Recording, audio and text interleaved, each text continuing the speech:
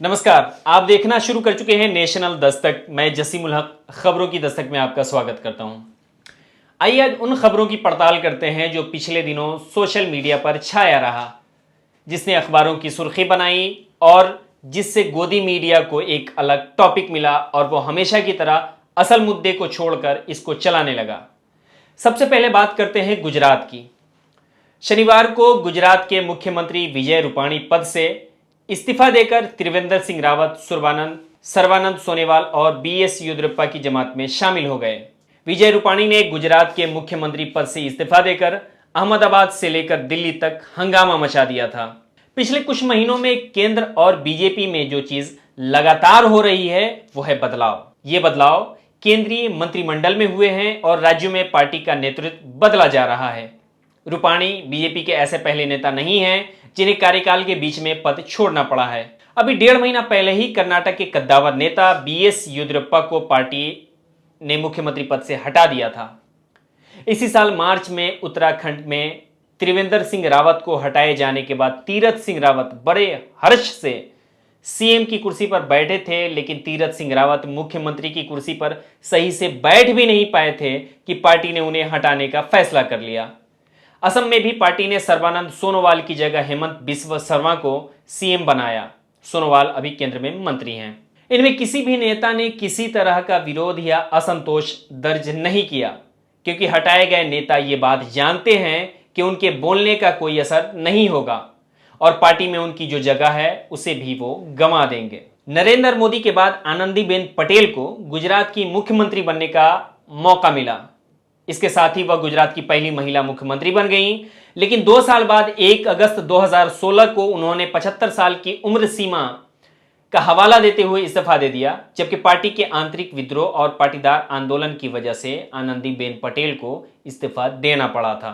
विजय रूपाणी का इस्तीफा इस बात का सबूत है कि मोदी किसी को अपने क्षेत्र में जमने नहीं देना चाहते।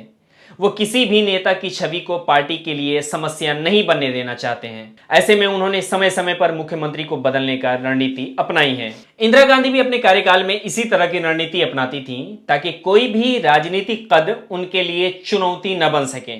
उसी उद्देश्य की पूर्ति के लिए वो उन हाथों को जल्द बदल देती थीं जिनके हाथों में सत्ता रहती थी। भूपेंद्र पटेल अब गुजरात के नए मुख्यमंत्री है। भूपेंद्र पटेल घाट लोदिया विधानसभा सीट से विधायक हैं। आनंदीबेन पटेल के राज्यपाल बनने के बाद 2017 में पहली बार उन्होंने विधानसभा चुनाव लड़ा था। Bhupendra Patel Ahmedabad urban development authority के चेयरमैन भी रह चुके हैं। पेशे से इंजीनियर हैं। फर्स्ट टाइम एमएलए को पार्टी ने अब मुख्यमंत्री के तौर पर चुन लिया है। भूपेंद्र पटेल को आनंदीबेन पटेल और अमित शाह दोनों का करीबी माना जाता है।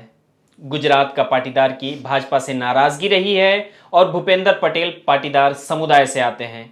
जाहिर है यह फैसला पाटीदार समुदाय को वोट हासिल करने के लिए लिया गया है।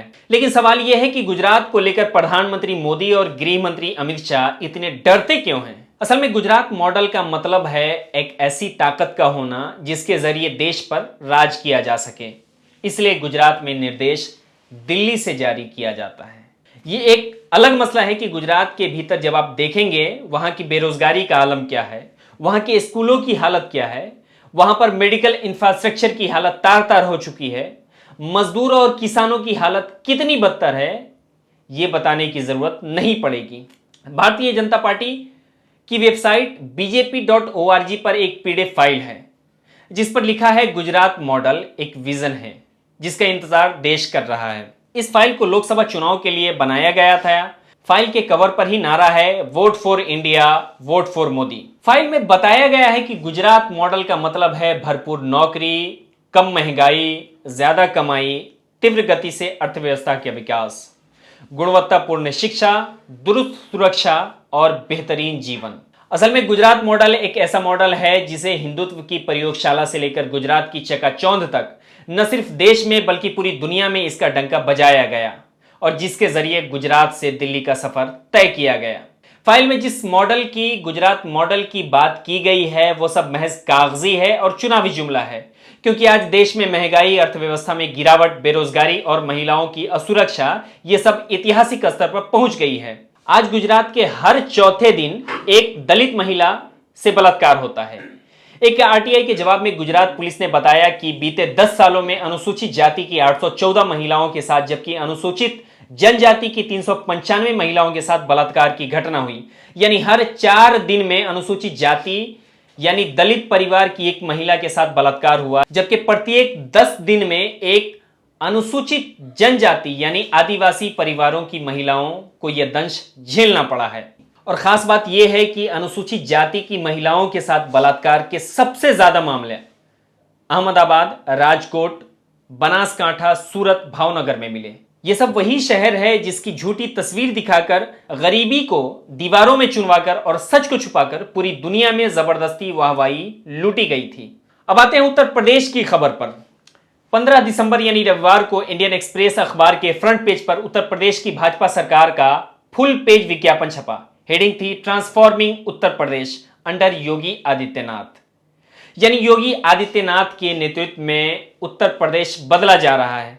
जाहिर है कि विज्ञापन में बताया गया कि भाजपा सरकार आने के बाद यूपी काफी बेहतर हो गया है, लेकिन विज्ञापन को मंजूरी देने वाले अफसरों से एक गलती हो गई। विज्ञापन में एक फ्लाईओवर की फोटो का इस्तेमाल किया गया और वो फ्लाईओवर कोलकाता का निकला। तुरंत ये गलती पकड़ में आ गई और सोशल मीडिया से लेकर पॉलिटिकल गलियारों में यूपी सरकार को बुरी तरह ट्रोल किया जाने लगा। जो लोग विज्ञापन में कोलकाता के फ्लाईओवर का फोटो निकालकर मजाक उड़ा रहे हैं, उन्हें भारत और भारतीयता से कोई मतलब नहीं है। जब गोदी मीडिया की खबरों में झूठ चल सकता है तो विज्ञापन में सच क्यों चलना चाहिए? जब गोदी मीडिया की खबरों में झूठ चल सकता है तो विज्ञापन में सच क्यों चलना चाहिए? विज्ञापन होता ही है आधा सच और आधा झूठ को सच में बदलने के लिए। विज्ञापन ही तो था जिसने 2014 में ऐसे ऐसे सपने दिखाए जिनका पीछा आज तक लोग कर रहे हैं। ये जो थोड़े से लोग हैं जो आपके फोटोशॉप के जरिए फोटो का इस्तेमाल करना, पकड़ा जाना और फिर डिलीट करना विश्व गुरु भारत की अपनी खास परंपरा है। जो समाज गोदी मीडिया के प्रोपेगेंडा को सच मानकर खबर देख रहा है, उसे विज्ञापन में झूठे प्रोपेगेंडा को सच मानना ही चाहिए। जो लोग यूपी सरकार के विज्ञापन की आलोचना कर रहे हैं, उन्हें विज्ञापन की समझ नहीं है। बहुत बुरे दिन देखने के बाद भी लोग अच्छे दिन आएंगे पर यकीन बना हुआ है, ये विज्ञापन का जादू ही है। हालांकि बंगाल की सत्तारूढ़ तृणमूल कांग्रेस ने इस पर लंबा चौड़ा बयान जारी कर लिखा। 12 सितंबर के इंडियन एक्सप्रेस में एक फोटो छपी जिसमें उत्तर प्रदेश के मुख्यमंत्री अजय बिष्ट खड़े हैं। उनकी तस्वीर के साथ पश्चिम बंगाल की एक इंफ्रास्ट्रक्चर की भी फोटो लगी है। अगर आप कोलकाता के इंफ्रास्ट्रक्चर से परिचित हैं तो आप इसमें आईटीसी सोनार बंगला और जेडब्ल्यू मैरिट देख पाएंगे। साथ में पीली टैक्सी भी है। यूपी की भाजपा सरकार इतना नीचे गिर गई है कि बंगाल की उपलब्धियों को अपना बताने में लगी है। टीएमसी नेता मुकुल राय ने ट्वीट किया, नरेंद्र मोदी जी अपनी पार्टी को बचाने के लिए इतने लाचार हो गए हैं कि मुख्यमंत्रियों को बदलने के अलावा अब ममता बनर्जी के नेतृत्व वाले विकास और इंफ्रास्ट्रक्चर की फोटो इस्तेमाल करने लगे हैं। लेकिन यह सब चल ही रहा था कि बीच में अब्बाजान को लाया गया। दरअसल 12 सितंबर रविवार को यूपी के सीएम योगी आदित्यनाथ ने कुशीनगर में एक जनसभा को संबोधित करते वक्त सपा अध्यक्ष अखिलेश यादव पर निशाना साधा। सीएम योगी ने कहा कि साल 2017 से पहले अब्बाजान के कहने वाले राशन हजम कर जाते थे। इस दौरान उन्होंने अपने कार्यकाल में मिलने वाली सुविधाओं की तुलना पिछली सरकारों से करना शुरू किया। उन्होंने भीड़ से पूछा कि अब राशन मिलता है कि नहीं, क्या 2000 से पहले ऐसे मिलता था? पीएम मोदी के नेतृत्व में तुष्टीकरण की राजनीति के लिए कोई जगह नहीं है। हर गरीब को शौचालय दिया गया। क्या शौचालय देने के लिए किसी का चेहरा देखा गया? अब राशन मिल रहा है ना? क्या 2017 से पहले भी मिलता था? तब तो अब्बाजान कहने वाले राशन हजम कर जाते थे। तब कुशीनगर का राशन नेपाल और बांग्लादेश पहुंच जाता था। आज कोई गरीबों का राशन निकलेगा तो जेल जाएगा। दुनिया ने देखा कि मार्च अप्रैल महीने में ऑक्सीजन की कमी से यहां लाखों लोगों की जान गई, लेकिन यह कह दिया गया कि ऑक्सीजन की कमी से कोई नहीं मरा। अस्पतालों की हालत पर थोड़ी बहुत चर्चाएं जरूर हुई, लेकिन वो बात आई गई हो गई और बाद में अस्पतालों में सुधार का दावा कर लिए गए और उसे मान लिया गया। बिहार के समस्तीपुर के सदर अस्पताल में 10 अगस्त को आरटीपीसीआर जांच का उद्घाटन हुआ। और उसी दिन मुख्यमंत्री नीतीश कुमार ऑनलाइन 6 और जांच केंद्र का उद्घाटन करते हैं। लेकिन आज 1 महीने से ज्यादा हो गया, समस्तीपुर का आरटीपीसीआर जांच केंद्र आज तक चालू नहीं हुआ है। 2019 में बिहार में चमकी बुखार की वजह से 160 से ज्यादा बच्चों की मौत हो गई थी।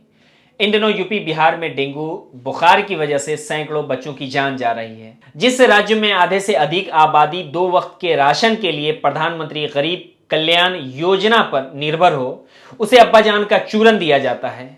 जहां बच्चों की जान की जगह अब्बाजान की बात हो रही हो, ताकि हिंदू मुस्लिम वाला सिलेबस लॉन्च किया जा सके। हालांकि सांप्रदायिक भावनाएं भड़काने वाला इस बयान पर सोशल मीडिया पर लोगों का गुस्सा दिखा।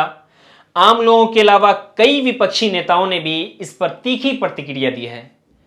जम्मू कश्मीर के पूर्व सीएम और नेशनल कॉन्फ्रेंस के नेता उमर अब्दुल्ला ने ट्वीट किया, मैं हमेशा से जानता हूं कि बीजेपी के सांप्रदायिक और मुसलमानों के लिए नफरत के अलावा कोई एजेंडा नहीं है। यहां एक सीएम खुद को दोबारा चुने जाने के लिए दावा कर रहा है कि जो राशन हिंदुओं के लिए था उसे मुसलमान खा गए। टीएमसी नेता महुआ मोइत्रा ने ट्वीट किया, जो अब्बाजान कहते थे वो गरीबों का सारा राशन हजम कर गए, अब भारत में एक चुना हुआ सीएम धार्मिक भावनाएं भड़का रहा है। यह आईपीसी धारा 153A का सीधा उल्लंघन है। क्या कोई इसका संज्ञान लेगा सुप्रीम कोर्ट? कांग्रेस नेता कपिल सिब्बल ने ट्वीट किया, हमारी सरकार चाहती है एक समावेशी अफगानिस्तान, लेकिन अब्बाजान के बयान से योगी चाहते हैं एक समावेशी यूपी या बांटो और राज करो।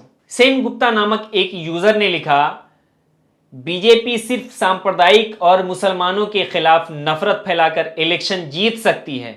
अब्बाजान शब्द का इस्तेमाल योगी जी कोरोना की अव्यवस्था, महिलाओं पर होने वाला अपराध, बेरोजगारी और विकास के मुद्दे से ध्यान भटकाने के लिए कर रहे हैं। बांटने वाली ये राजनीति 2022 में खत्म होनी चाहिए।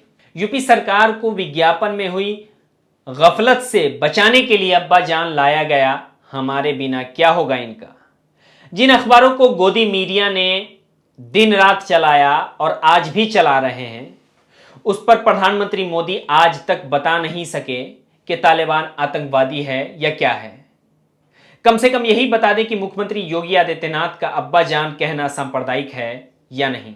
जहां प्रधानमंत्री विकास की बात करते हैं, वहीं मुख्यमंत्री योगी आदित्यनाथ सांप्रदायिक बयानबाजी करते हैं।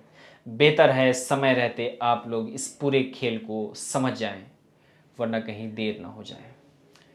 आप अपनी प्रतिक्रिया हमें जरूर दें। कैसा लगा ये शो आप हमें कमेंट करके जरूर बताएं। तब तक के लिए शुक्रिया। नेशनल दस्तक की आपसे गुजारिश है कि अगर इसको बचाना चाहते हैं तो नेशनल दस्तक को सब्सक्राइब करने के लिए रेड कलर के सब्सक्राइब बटन को दबाएं, फिर बेल आइकन की घंटी दबाएं। नेशनल दस्तक को बचाने के लिए बहुत जरूरी है कि हर खबर को शेयर करें, लाइक करें, कमेंट जरूर करें।